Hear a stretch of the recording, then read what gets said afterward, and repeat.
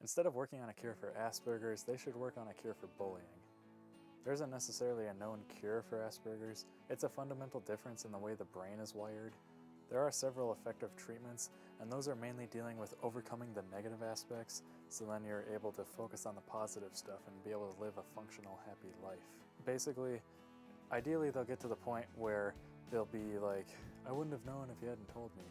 And that's a very good thing because it means that you've had that success.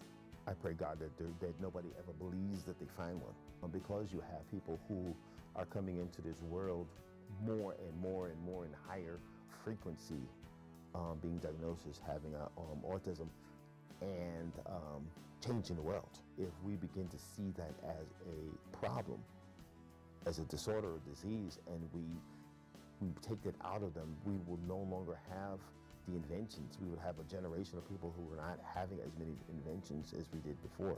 And we won't have things change. We won't have people who are thinking outside the box. Naturally we think outside the box, and that's where the inventions and the changes and the advances in the world come from. Sometimes maybe there shouldn't really be a cure because there's so many good things about it.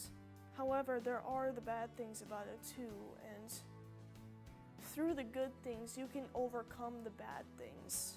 All the good things in your life, faith, music, social life, can all help overcoming the bad sides about Asperger's. I believe that Asperger's is genetic. So first of all, I don't know if there is a cure. I wouldn't want to see a cure. I love my son the way he is. I wouldn't want to take away his Asperger's because it's who he is. I don't think that a cure is what's needed. I think that understanding is what's needed. I think Asperger's should and will always be around. And I mean, I think it's needed. People on the spectrum are the ones who change the world.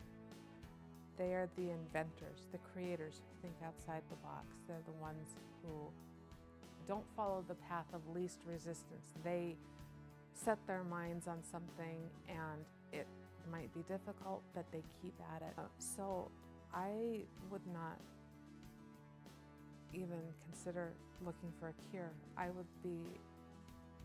just want acceptance for people with Asperger's, that's all I want. I've chosen not to consider myself cured. But I'm not going to say that I'm the way I was when I was a young child. In fact, I've recovered from many parts of my autism. I know many people that want to consider themselves cured and consider themselves that way. If you consider yourself cured, I am not going to challenge you. That is your choice. You have the right to say that you are cured, and I am going to respect you. But you have to respect my right to say that I am not fully cured. A distinction has to be made based on total cure and cure of different symptoms. Growing up, many digestive issues I had, especially when I was very sick, I recovered from. A lot of my social issues, a lot of my muscle issues, a lot of my balance issues, I have recovered from over the years. And I have many friends and know many people that have been cured from some of their symptoms of autism. And my ability to socialize has increased drastically over the years. But there are some things I still deal with. I'm not for a cure or against a cure. What I'm for is this: respecting a person's choice to be who they want to be, whether that means being cured, pursuing a cure, or deciding to be yourself.